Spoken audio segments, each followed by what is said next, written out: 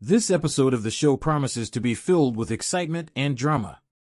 We will conduct a thorough investigation into the situation. You could explain the reasons behind the scenes and why XRP will reach $10, $40, or 100% in 2030. You can sit there and tell people it won't work for them if they want, but all I can say is that you're a waste of skin. If you're sitting there thinking, it's not going to hit $10, $20, or $30, then that's exactly what you are. Indeed, that's the IMF. Would you like to join me in mocking it? Okay, go ahead. 3 years ago, they offered us a riddle.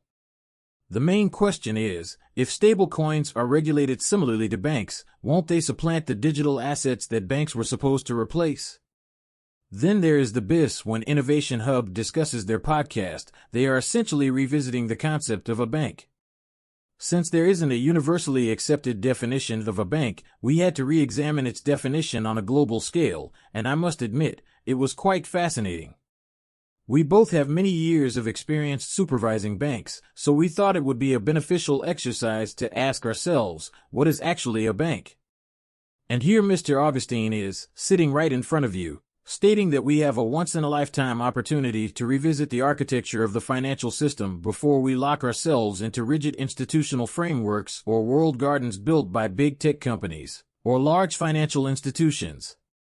People still want to sit there and doubt XRP. All right, pay attention to the details we will cover. Let's begin by having Jeremy go all out and state that Circle has announced the availability of USDC and EURC.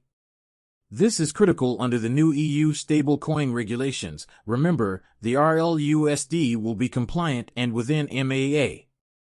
We expect to release the timetable within MAA in Q4, but more importantly, we will be reviewing my work and comments from 2 years ago when I provided this small insight.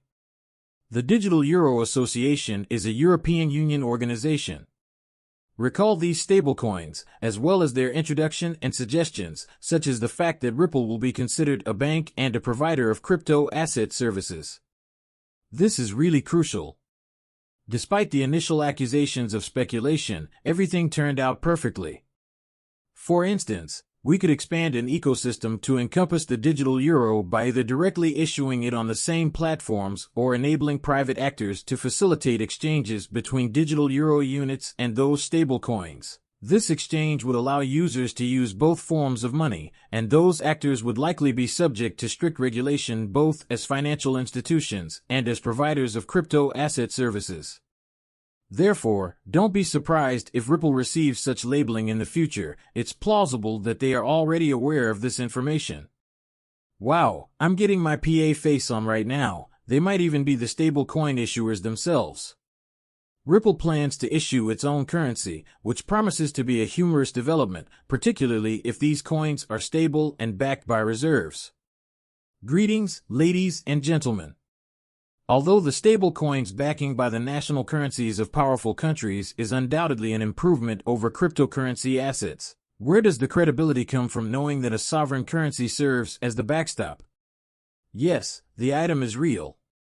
The issuance of sovereign currencies serves the public interest while also considering the possibility of a swift and widespread adoption of a worldwide stable currency controlled solely by private company incentives. Such a currency would be subject to the strictest regulatory requirements. It will only get better from here. To see this, visit the BIS Innovation Hub. The BIS Innovation Hub recently shared a document discussing their project Nexus. Please take a look. Okay, we won't disclose the details of these meetings or any confidential conversations. Attend these meetings and pay close attention to everyone involved. The successful proof of concept between Singapore and Malaysia in 2022, coupled with the implementation of the euro system, led to a recent change. Singapore's BIS Innovation Hub. To compare the model to reality, the center has collaborated with the central banks and instant payment system operators in Indonesia, Malaysia, the Philippines, Singapore, and Thailand. Their Ripple and Quick payment systems are available in every nation. I have recently added the project team to my list of stakeholders. I have consulted with commercial banks from all over the world and the standard-setting bodies of central banks for the IP instant payment system operators to confirm that Nexus is scalable and compatible with immediate payment systems. If you live in a country other than those 5, you're undoubtedly wondering what this means for XRP. Wait a moment, Singapore, this is big. Remember, guys, that the Modu Foundation established the Module Loop CBDC Center of Excellence in Singapore? Since the establishment of the Module Foundation, Ripple has collaborated with the Module Foundation, the Interledger Protocol, and Google, which has been a massive undertaking. Since then, they have never looked back. Rewind, what's the purpose of their CBDC launch? Nexus, a Singaporean center of excellence, operates in Malaysia, the Philippines, and Indonesia. In Phase 4, Singapore and Thailand look even better. We will be examining Bank Negara Malaysia. Recall that the IMF published this report in 2020. The report discussed specific issues faced by Malaysia, including its use of the Ripple blockchain for transactions outside of the country as part of the Payments Clearing and Settlements Money Match program. This means that the company has passed through the central bank's regulatory sandbox. Since they were using the Ripple blockchain under their central bank's regulatory sandbox back then, many things will remain undisclosed. What were the final odds for Circle? On June 6, 2023, Circle obtained its primary payment institution license, which it followed several months later. After that, we had cash and mobile money. In Singapore, Ripple received the same permission to expand into the Asia-Pacific region. Things are likely to scale up in phases. Bind using Ripples. This is significant because, starting in 2018, we reported that the CIMP group joined Riplet to facilitate rapid payments. The cooperation will enable smooth wallet-to-wallet transfers to support the remittance corridor between Bangladesh and Malaysia. It's as if we're saying, this is a significant development, and we have TR in place. Transgo is pushing real-time payments to Malaysia in 2022, and you can guess what that means. They are even dismantling the processes that govern on-demand liquidity, including Ripple and on-demand. From what I understand, you're exchanging XRP for USD, RLUSD, or both. It might be tokenized for Euro. Resources are limitless. Alright, this is really everyone must realize this is not a one-time event. There won't be a single, precise ledger to govern them all. We do not support a single ledger that would control all of them, rather, we support a single ledger that would include all financial assets and transactions in an economy, based on the fact that every jurisdiction has different demands. If ledgers could coexist, they would have to communicate with one another as well as with other components of the financial system, such as APIs and their functions. The range of assets that they contain would probably change over time. They might begin with a limited set of use cases and assets before progressively growing into something more ambitious, and then Ripple's Anthony Welfare says something like, "Come on, guys." This entails making connections not only with the local system, which is the country's current system, but also with other systems you are familiar with. Come on, currencies and native cryptos. CBDCs, stable currencies, in-house cryptocurrency to share the future. They must collaborate, and we must find a way. Consequently, we contemplate the swift pace of change, and Ripple's enterprise truly stands out due to its XRP enhancement. Indeed, this enhances the efficiency of their enterprise. That is, after all, what banks do. On the other hand, you know you want Circle. The Circle does not possess the same asset as XRP. I don't have that bridge currency, which is why Jeremy AER was so explicit. Jeremy AER made it clear that we need to scale USDC.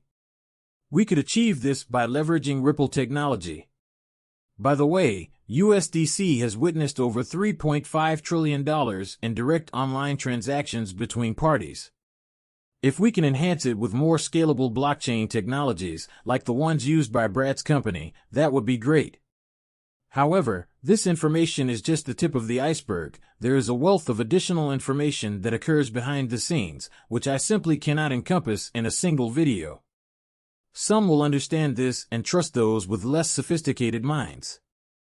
I could remain seated and inform everyone to cease their discourse regarding this matter, asserting that it is all a fabrication, and expressing my lack of comprehension regarding the operation of this system. Overall, just try and do me a favor. If you're new to the XRP community or this business, I recommend watching my earlier videos. XRP will revolutionize the Bitcoin market. Completely, there's no doubt about it, and when that day comes, you better believe it. Thank you so much to every one of you. Please let me know what. Please share your thoughts in the comments section below, and remember that time will resolve all disputes. We will resolve everything in due course. That's all I have to say. I can't wait for you guys. Those who watched my video from the start will know that we exceeded expectations in terms of information accuracy. Everyone must gather and reflect on these moments, with the realization that, in 5 or 10 years, we will likely uncover vast SES in the financial architecture.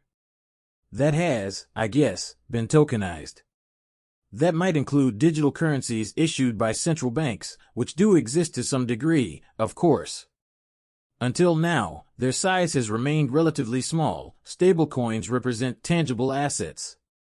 Jenny, for instance, discusses the effectiveness of tokenizing or digitizing money market funds. Trillions are these. And endlessly large sums of money. That could potentially end up in a tokenized form.